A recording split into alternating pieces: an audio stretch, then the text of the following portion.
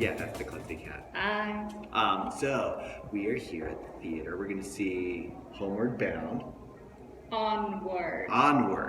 Not Homeward Bound. Onward. It's the thing that's on that poster that you guys can't see because the It's camera's about facing trolls, us. not dogs. Trolls, not dogs. Yeah, We're going to see exactly. Trolls, but not the movie Trolls. Though we might do that at some Can't point. stop the feeling. So, as you can tell, Jamie's not here yet, and I'm getting kind of antsy waiting for him. I think he's going to forget to record this part of the video, so I'm doing it now. We're going to watch the video. We're going to record a little thing later where we review it for you guys. See you then. See them.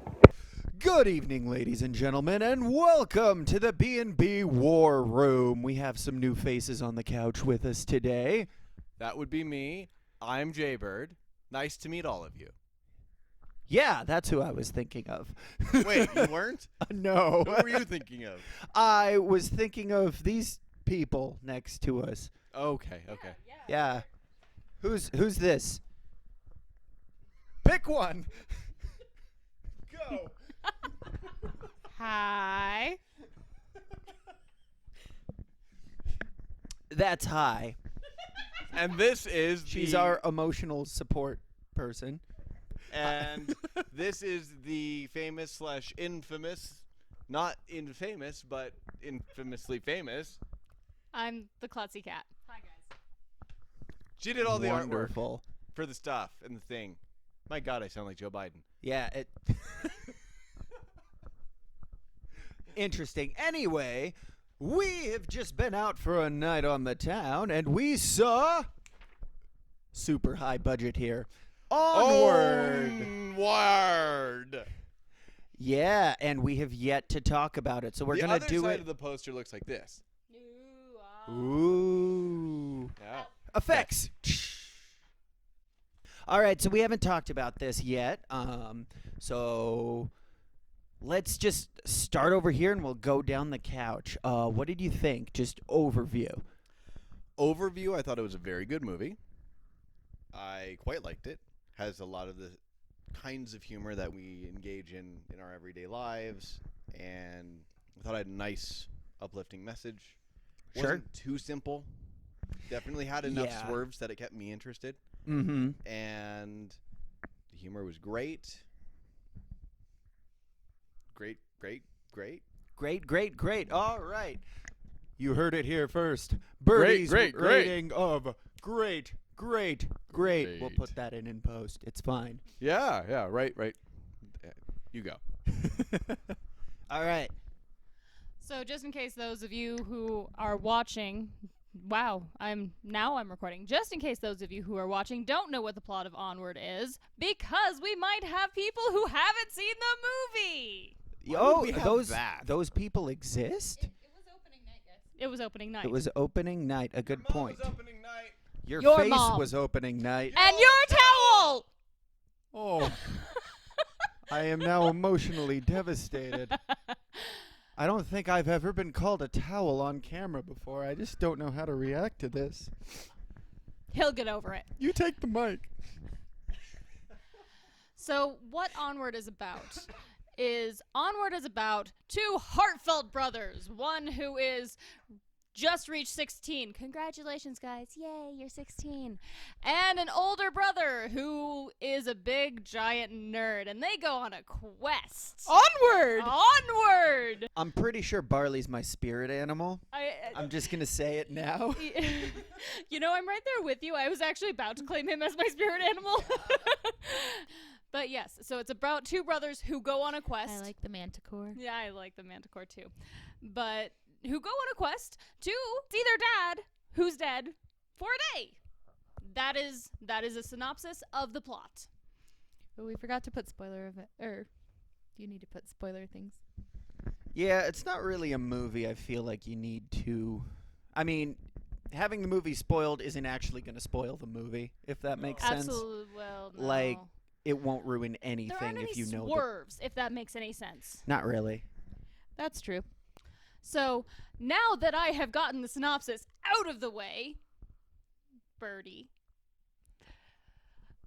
I just thought it was an excellent movie. It's probably the best kids movie I've seen in a while, and I have a 5-year-old. I've seen a lot of them. You've seen You've not only seen a lot of them, you've seen a lot of them multiple times. In your estimation, how does this movie age? How many replays do you have before you want to take the DVD and burn it? To be fair. I think it doesn't have music, so I think that helps. I feel like musicals age quicker. That's true. I also feel, though, that take Wreck-It Ralph, for example. Okay. Wreck-It Ralph, adults replayed over and over and over again because they could get behind it. Sure. Now you add a 5-year-old who gets Wreck-It Ralph, and the parents already know the ins and outs of that. So that's already, like, prematurely aged. So it's not just, like, listening in the background. It's how much active watching can you take until your eyes bleed. Fair. Fair. And to be honest, I would say I would have a good month of about 2 times a day. So that's a pretty high aging rating. I think it would get about 37 and a half plays for me. 32nd and a half. 37. Why only the half? I don't know. It's usually halfway through a movie where it's like, my God, I've seen this too much. I don't know. I take kind of a different stance because I really like kids' movies, like, a lot. I watch them, just me, and I don't have a 5-year-old. So I could probably watch it quite a few times. Although I don't really feel like it's a kids' movie. I feel like kids aren't really going to get the majority of it. I think that kids are going to be like, ooh, pretty colors, and oh, there's a dragon, and that's cool, and, you know, but the storyline itself is a little more complex. Yeah. So, Sure. Yeah. So I feel like it's not going to have the same watchability as some of the other kids' movies do. Very good. Very good. All right, so I like this movie. I think if you're at all into nerd culture, you play D&D, you play Magic the Gathering, you're into Lord of the Rings, Harry Potter, I think there's a lot of inside humor you're going to really like here. I would actually say the target age range for this movie is a little bit older than most Pixar movies. Sure. There's a lot of jokes and gags that only make sense if you have pre-existing knowledge of nerd culture, which, Yes. at least in my experience, I know you've had a little bit of a different experience, but I feel like people don't usually get sucked into the greater nerd culture until probably middle school, somewhere in there. Yeah. I feel like I would tend to D&D agree.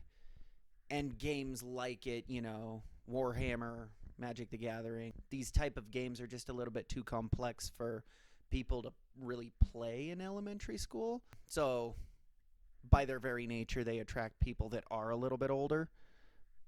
You look like you have something to say. Hi. Hi. No, I definitely feel like it's more a teenage movie for sure.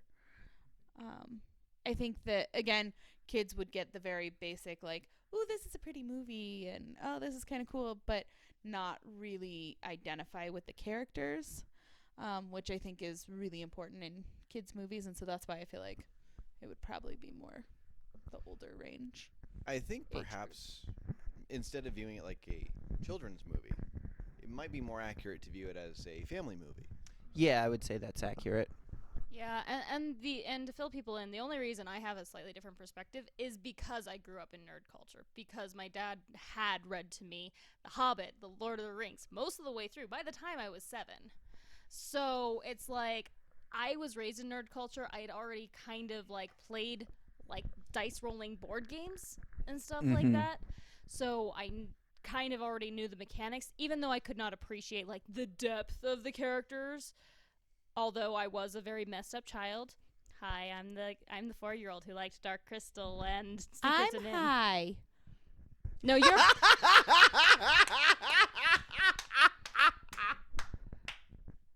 you're right, and I'm Clutchy Cat. Take the mic.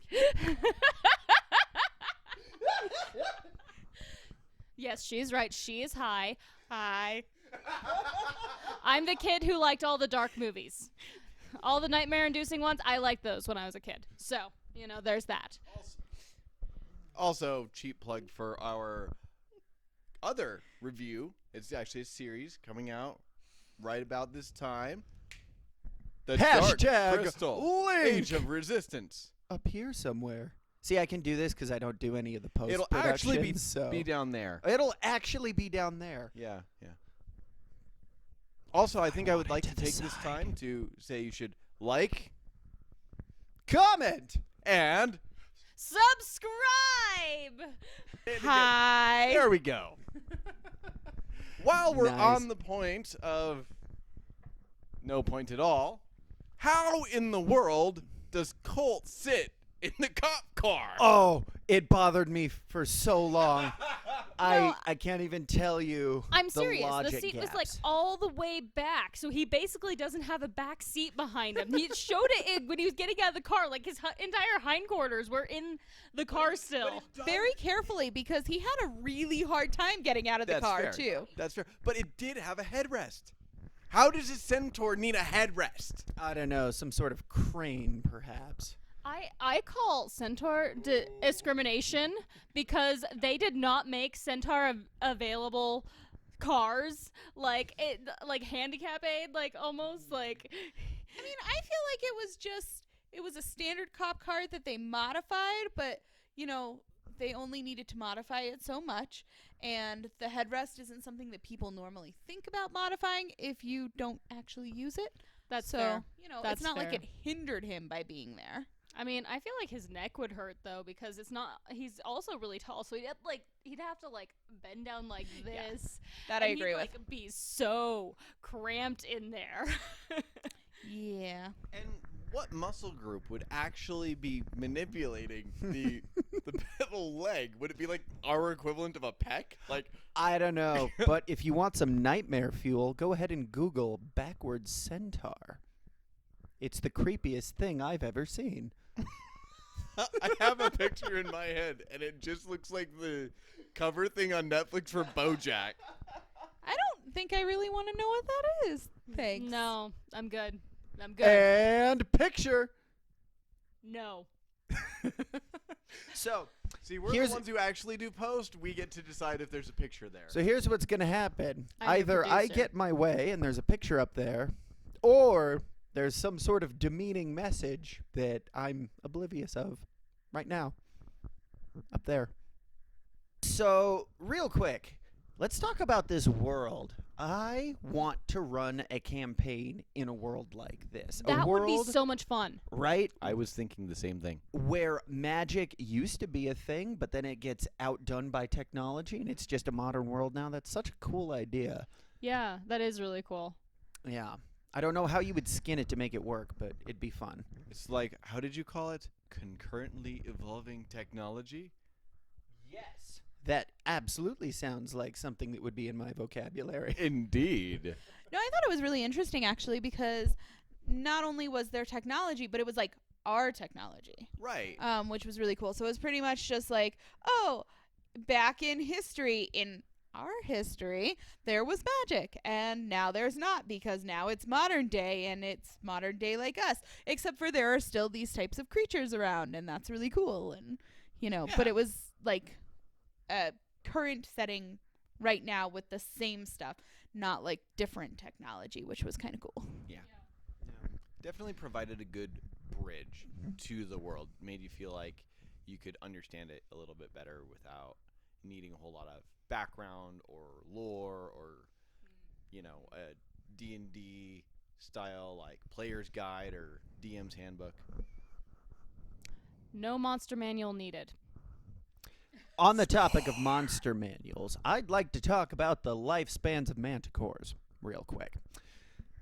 Virtually They're immortal. a long time. Virtually immortal. They must be, right? Mhm. Because I don't know if you guys got the same impression, but this manticore was apparently alive during Magic's heyday. Right.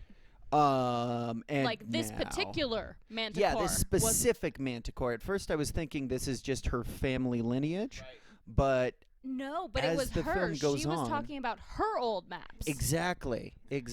So it makes me very curious about how quickly does technology evolve in this culture where you have beings that are able to live much longer lifespans, right? Because just think like a Thomas Edison or an Einstein, if that life isn't cut short and it can be the same person working on research throughout a career that lasts thousands of years, how much more quickly does technology come about? So I'm actually really curious how long in this world, what is the time gap between the Age of Magic and where the movie takes place? These are thoughts that are going to keep me awake tonight. Are they really going to keep you awake, or They will. really? They will. Hi.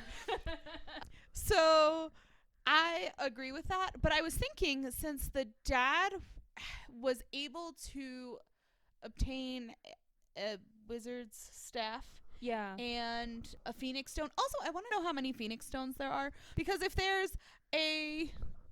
That's their microphone.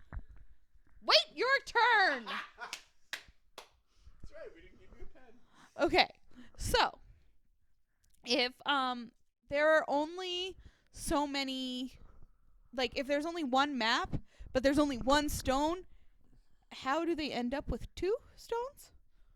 I forgot what I was And- going to say. But also, so I'm thinking it's kind of more like almost like a generation or 2. I don't really feel like it was actually that far in the future. I feel like it, because everybody's kind of vaguely aware of stuff, but just far enough that they're kind of like, oh yeah, that used to happen, but it doesn't really happen anymore. It's almost like World War II.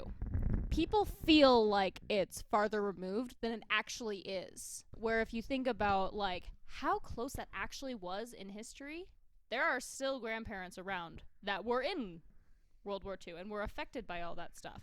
So I feel like it's a similar time frame, so to speak. I also feel like all the creatures are a little bit more elongated time-wise. You notice there were no humans. Yeah. It was all fictitious creatures. Elves kind of replaced your average human for the most part. Yeah. It did seem that way. I was going to make a joke correlating the Phoenix gem things and the Infinity Stones, but that time is long past. And Yeah. Gem, not stone. Gem, not stone. I have a theory. What if a phoenix stone came about?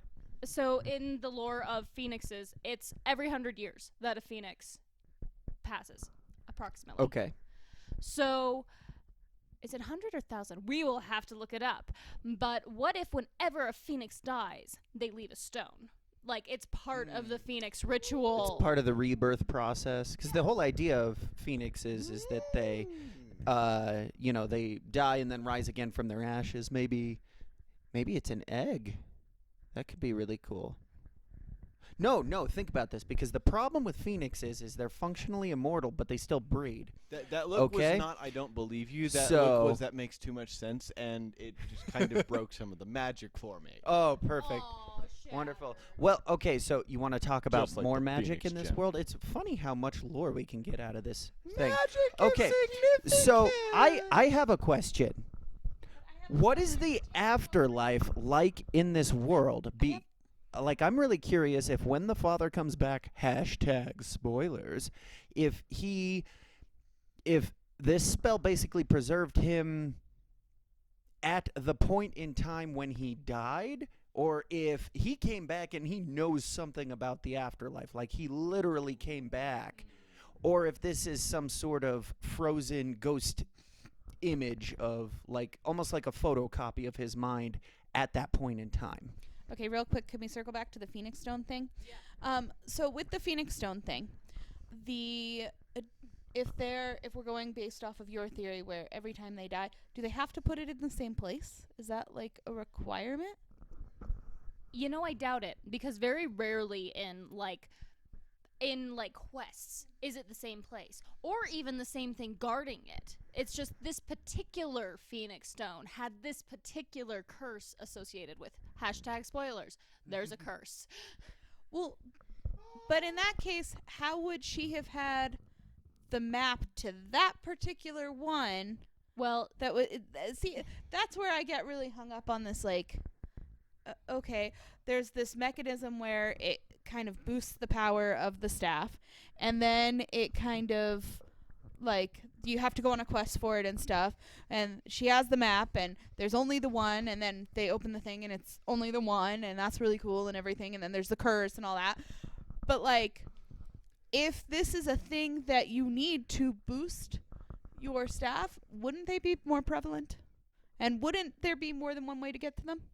Ah, but there is. See, Pixar, I've been sitting here quietly thinking, I've figured out your little game. It's called a Phoenix Stone because it's named after the phoenix that rebirths. After the stone is used, it regenerates in whatever place you got it from, like a phoenix.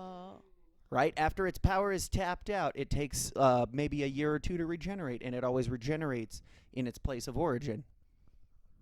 It could be bunnies. It could be bunnies. Or maybe witches. But no, that is an interesting theory. Yeah, No. Hashtag DM'd. Hey, not When you have to make up lore on the spot because your players are players. no storyline. I don't know what you're talking about. I have no idea what you guys are talking about. I mean, That's I'm a player and I play really well, guys. I'm a good player that never goes off track. That I'm a good person to DM for. Just saying. Hi. You've obviously never DM'd. We will have to put this to the test. We will. We've been teasing it for a while, and we've been trying to work out We the have technical plans. challenges involved with this particular endeavor. Yes. But we are planning on having an on-screen D&D campaign. Yeah. Perhaps in this world, perhaps not. We would like to hear your thoughts. Yeah. That is the plan. That is one of my life's ambitions. Now, if we can get Right a little next bit to swing dance with a more crab. real. If we can Life's ambitions? Yes. I mean, I would have thought, nice place, maybe some kids, swing dance with a crab. Yes. Life is about priorities, ladies and gentlemen. And sometimes you just want to dance with a crayfish because you just want to know what that would be like. curiosity. I'm okay, thanks. Actually have something to say. You know, there's something I'd like to see what it'd be like. I am his wife, and I approve this message. You know, it's amazing how many women do that to me. I wonder why. Though, if we could just bring it down for a minute, get a little bit real here. Hashtag, there's no hashtag there, but props if you know what that's from. I actually had a moment, it was pretty early on in the movie, that really was pretty cool. It reminded me of a song that came out probably 5 or 6 years ago, I want to say at this point. It was a pretty heavy song. It's the song Save Our Last Goodbye by Disturbed. Okay. When he's having the tape conversation with his dad, dude, that was that was heart-wrenching. That was so well done. It was, yeah. Really well done. And then like you think that it's going to continue, and then just that yeah. Okay, bye. And it's like, okay, bye. Yeah. And you feel that. Yeah. When he's like, the delivery was good too. Like it was just well done. Yeah. That was voice acting, not just delivering lines. It was Yeah. really well done. Yeah. Voice acting across the board was really good. Yeah. That was I our moments think- of realness. Apparently we're done being real. And now our moment of realness is past. Back to We are dragons. back into the... By the way, this what are you dragon about? reminds me of my dog. I have a short-haired German pointer, and it's a dead ringer for the dragon in this thing. You have to tell them which dragon, because there are multiple. Oh, I think they know which dragon. The dog dragon. Yes, the the pet. dog dragon. The pet. Indeed. Sweet. So I think it would be fun if we went down the line and something we always do, we do our favorite character awards. Yeah, so let's hand out some awards, ladies and gentlemen. Which side of the couch are we starting on? I nominate this side. Hi. Hi! Fine, I've been overruled. Hi, what was your favorite character? I actually really liked the mom and the manticore. The relationship was really cool, and I liked that during the story they had their own little backstory kind of going on, and they had their own little buddy road trip, and they both like grew and became new characters and went through things at the end. But you don't see as much of it, which is kind of a bummer. But it's still cool because they added those details, because I feel like if you were a mom and you were going out after your kids and like looking for them and all worried and frantic, and a friend went with you to help you find them, you would have your own story and your own way of getting there and be changed by the end. And I really liked that. You better believe that if my 5-year-old went on a quest, I would be tailing her. I'm Yeah. pretty sure you'd be the manticore. Does that make me the mom? Because you know I'd be with her. Yeah, okay, that's fair. But I just to tag along with what you're saying, I do think everything you said, yes, but it's all the more impressive that they did that without making too much of it. I feel like there could have been the temptation for the writers to write that angle a little bit too much, and it would have distracted from the brothers' quest. But they walked a really good line, kept the balance, and the Force was not disturbed. I agree with that. Well, which is part of why I liked that storyline so much, and I liked those characters. I just really liked their development a lot. Sweet. Well, my favorite character was the older brother. I think it's really Barley. Barley. Barley.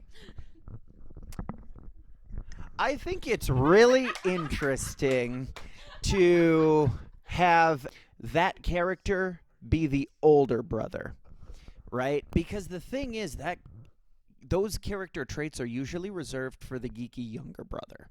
In almost every movie I can think of that has kind of the guy that's really into gaming and tabletops and nerd culture, that is always the younger sibling. It's never the older sibling. But now, I mean, and this is why I relate to this guy. I mean, he's the older guy that's super self-confident. This guy's got muscles. He's got tattoos. He's the older brother, and he's still obsessed with everything nerdy. I thought that was a really cool way to do that character. I mean, it's not a new character. It's a riff on an old character, but it's a riff I haven't seen ever.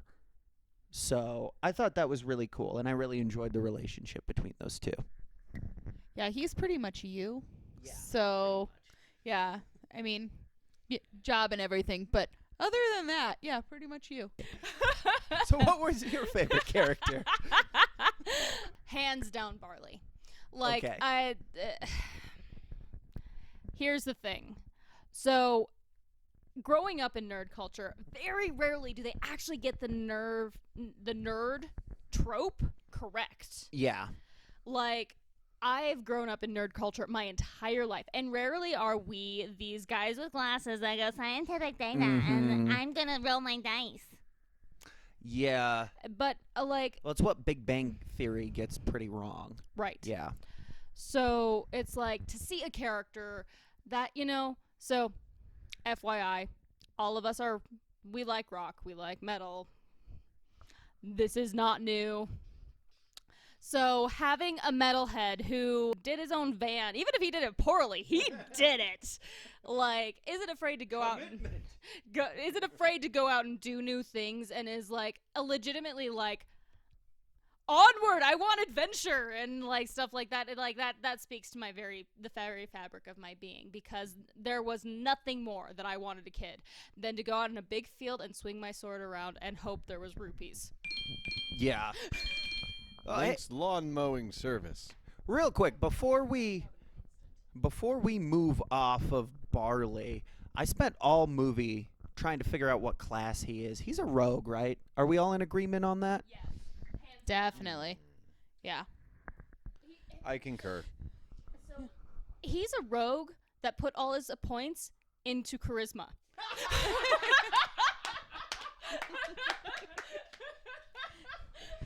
That's wonderful.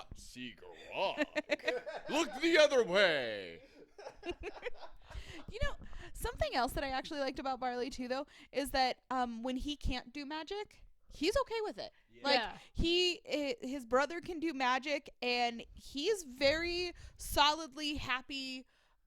Like, it's not a threat to him that his brother like it doesn't can't. bother him. Yeah. And he really wants to guide his brother and help him with his magic, and it's all like very nice and no underhandedness going on. And a lot of times when you see stuff like that, whichever one wants to have the magic is going to try and sabotage the one that has it.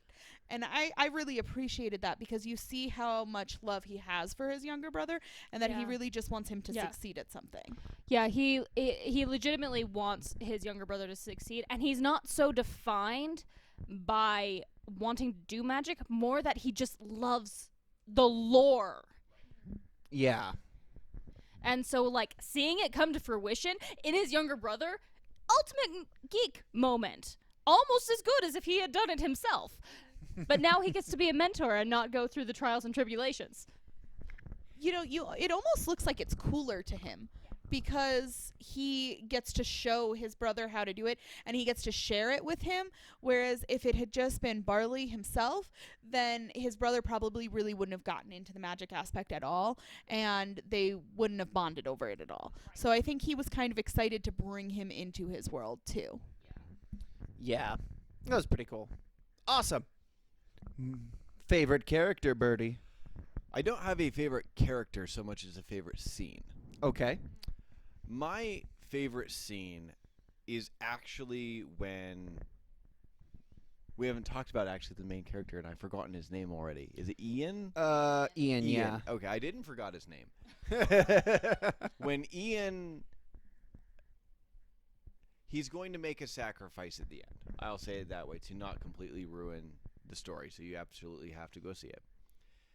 And I'm going to ruin this later, though, so you all can right, fine. go ahead. I'll ruin it then. So the whole thing is that this particular spell that their dad leaves them can bring him back for a day. Mhm. And at sunset the following day, he would be vaporized into the cosmic ether. Sure. And Forever. And Sorry. there's so much going on. I can't keep my train of thought right. Ether. Ether Hashtag is magic is significant. significant.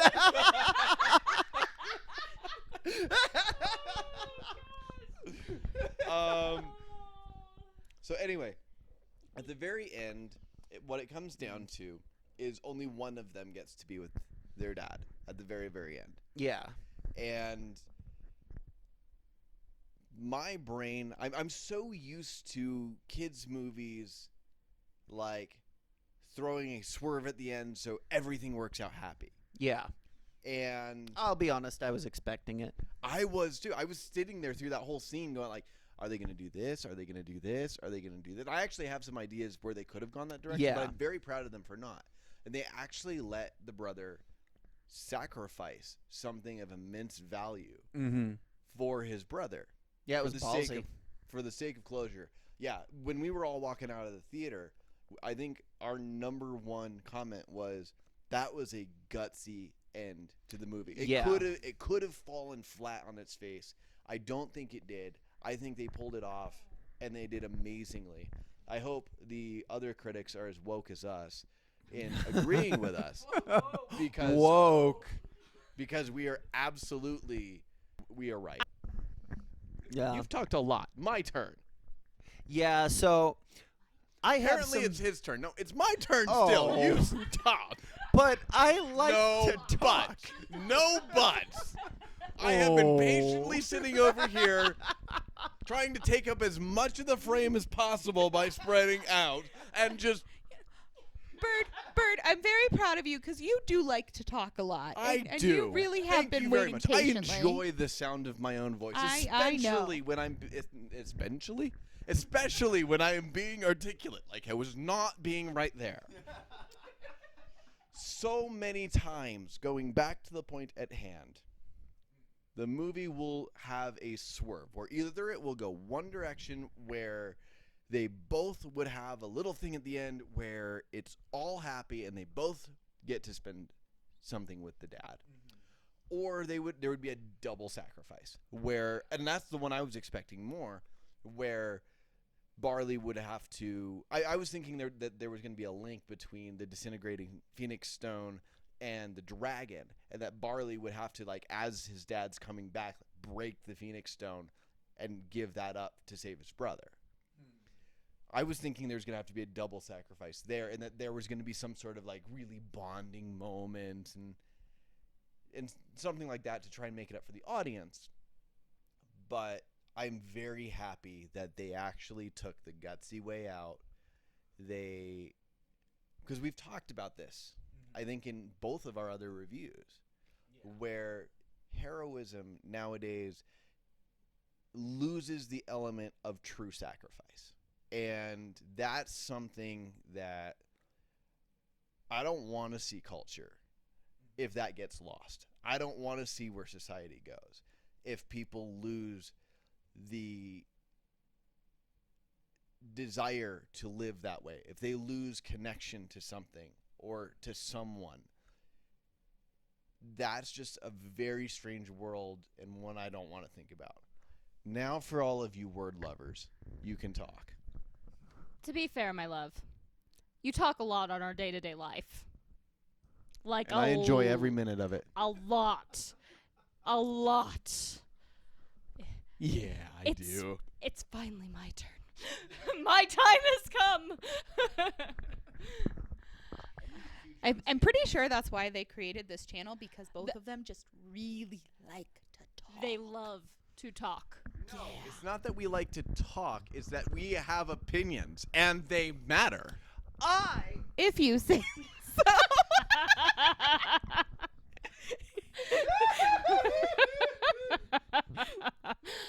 Although, if you guys keep going the fantasy route, you guys are going to have to rename your show Magic is Significant.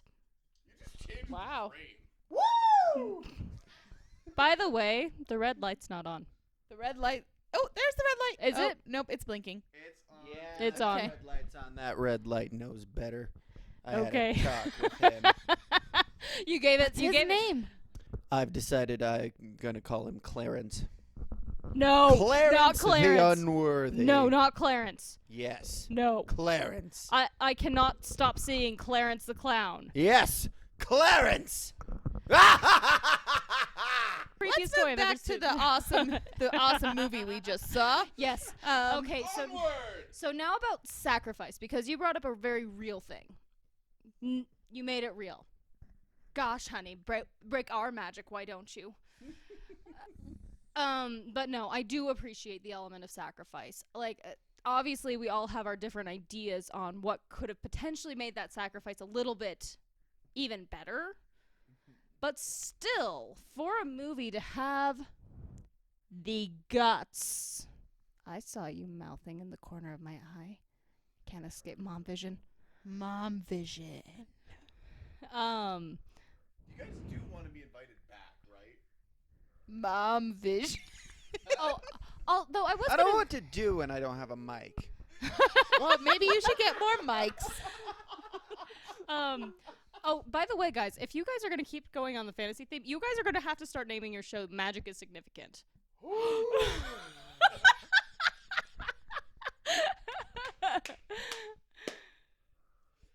Okay, so I have been pitching behind the scenes a review show for Magic the Gathering that will now be named Magic is Significant. Coming soon as I figure Overruled. out how to do it. The reason I'm overruling this is because I don't want to use that good of a name on a show that is only going to air 4 times a year. Savvy? Savvy. All right, everyone, your best Johnny Depp impressions. Hi. You know, I mean, hashtag 420. I mean, take a look at this picture right here. Are you going to tell me this guy isn't high? This Johnny Depp looking guy right here? Yeah, I like this one. All right, best Johnny Depp impression. I think that does look high. Yeah. Yeah, I'd say so. All right. Johnny Depp impression. Oh, she's doing it.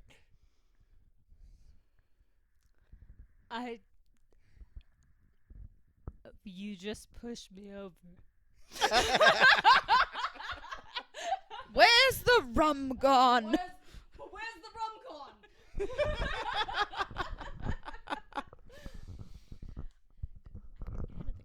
Going back to what we were actually talking about, I rum? agree with the sacrifice thing, but what I think was actually really cool is that the younger brother Ian did actually still get time with the dad.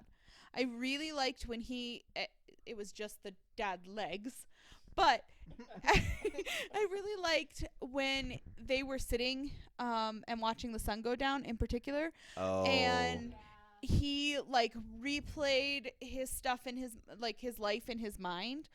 And I think it kind of showed you too that he's finding out that just because he hasn't met his dad doesn't mean that he's not with him, or that elements of him aren't part of his life. And I really liked that idea too. So I think it was a really big growing moment for him. And also, he really did get a lot of time with the dad in the back of the van. That's fair. Too. And I think that it kind of goes to show you that, like, he doesn't really have a memory of what his dad is like, so he can't really picture his dad, like, talking back to him. But it's kind of like that man in the moon theory where, like, you know, when you have something to say, you talk to whoever you can, including the man in the moon. And I think that was kind of his way of finally getting to have a real conversation where the dad doesn't actually, like, leave the conversation, you know, like he does in the recorder. Yeah, that's fair. So I actually kind of liked that was his relationship with the dad. That's fair. That's fair. And, of course, I always do this. I always bring some sort of either philosophy or religion into it. But that actually sparks a very interesting thought. It's been something I was reading in the Bible about.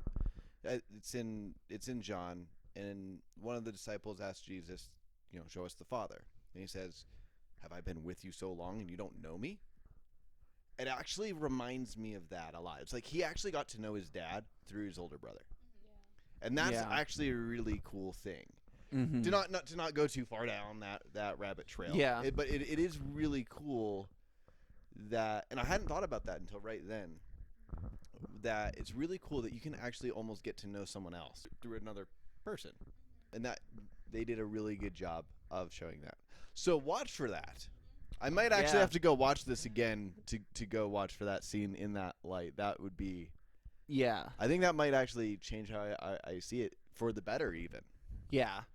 That'd be But cool. That's a really good observation. Indeed. So lots of deep thoughts in the war room.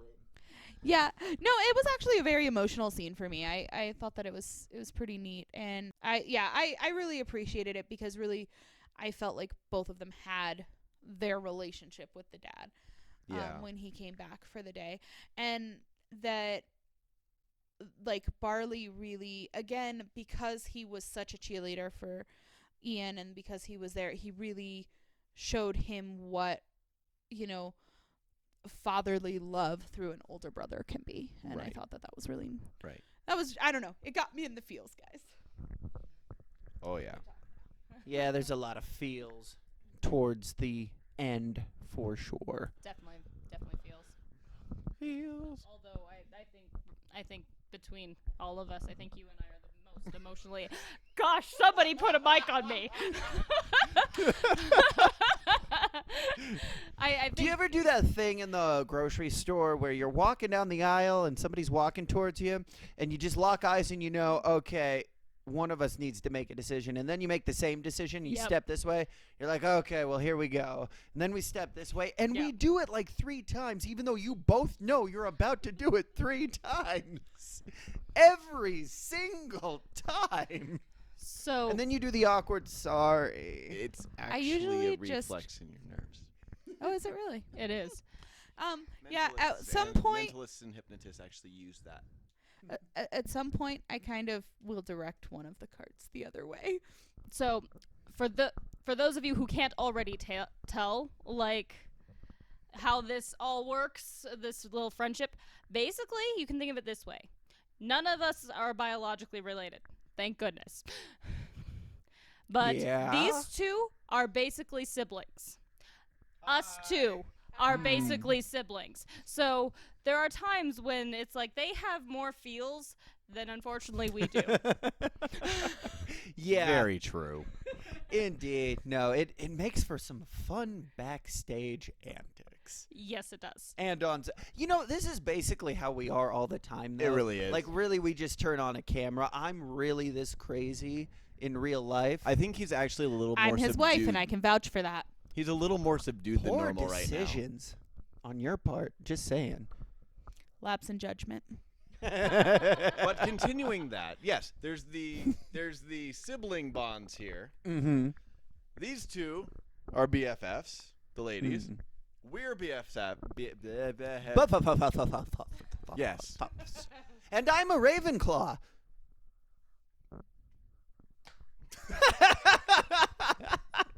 I don't really know what that means, and I'm not asking. I am not asking. Honey, that's too long of a topic for today. It's not like it's the Last Jedi or something. Speaking of the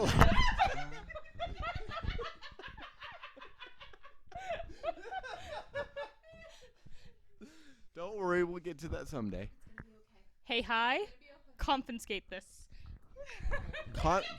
It's gonna be okay. Confiscate, just huh? hold my hand. Confiscate. Look at my eyes. Look at my eyes. Hashtag Look confiscate. at my eyes. Squeeze my hand. It's gonna be okay. I think we're starting to say hashtag too much. It's gonna be okay. Hashtag too many hashtags. Somebody give me a mic. No.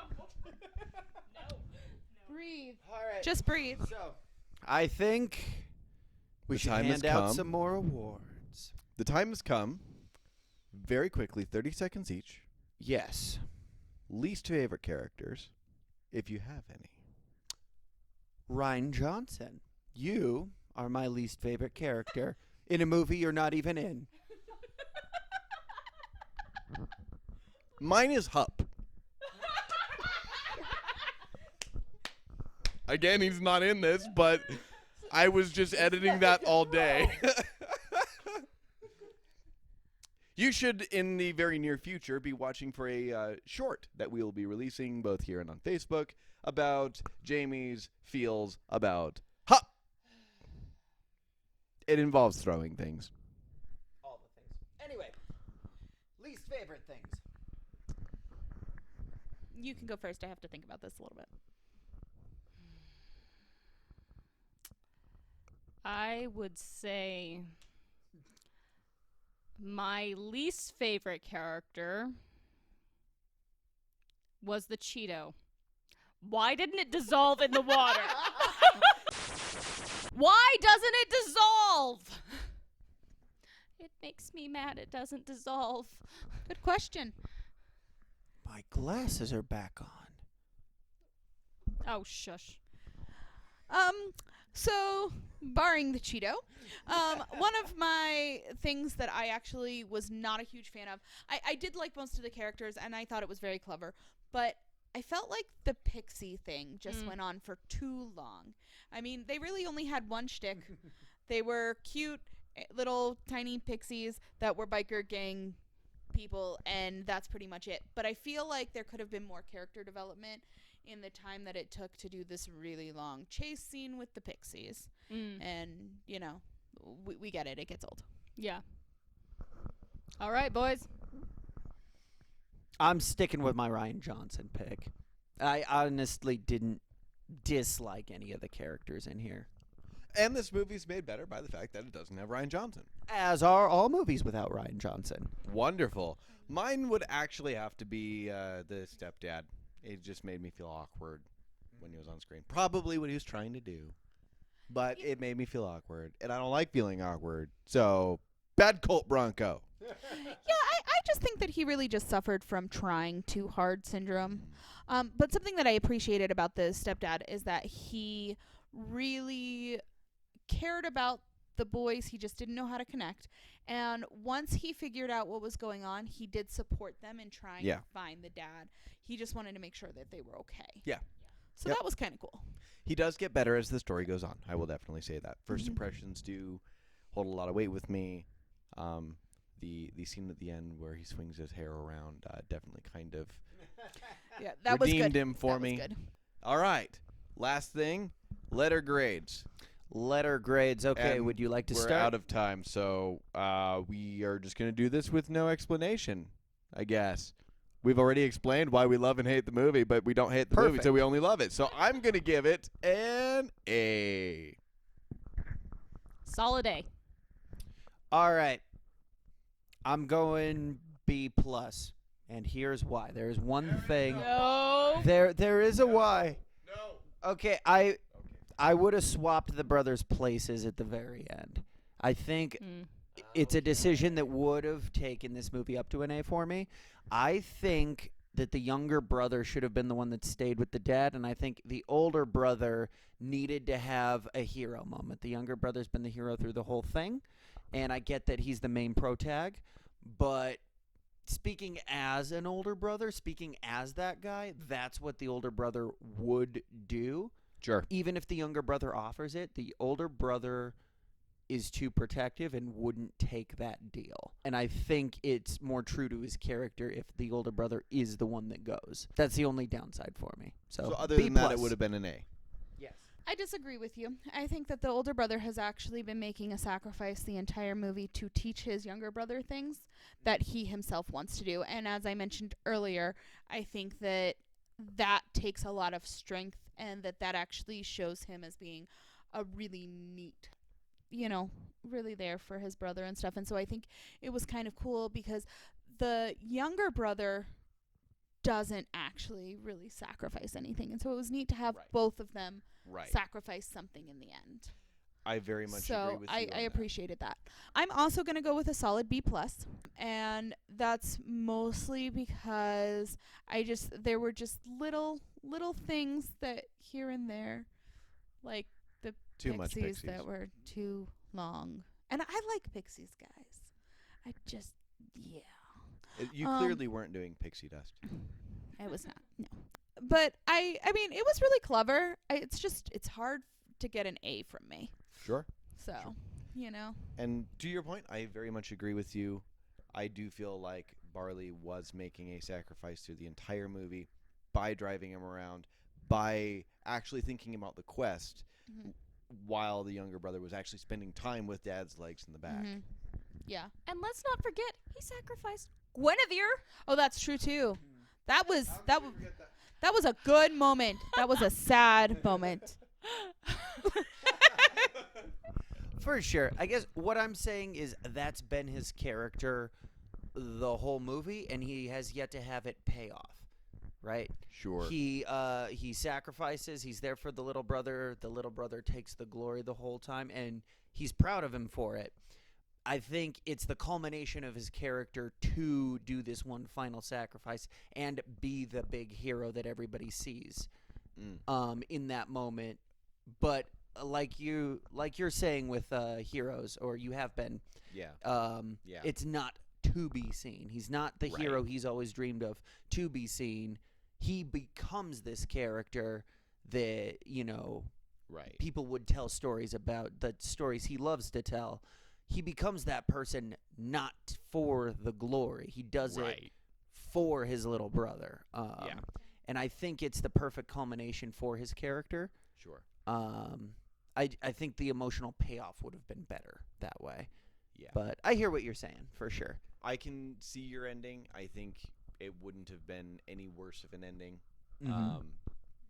I think if you want to view it as an alternate ending, I would give it personally the same grade if it was that, because I can definitely see what you're saying, and I can visualize it in the movie. But cool. All right. So well, that brings this episode of The War Room to an end. dun dun dun.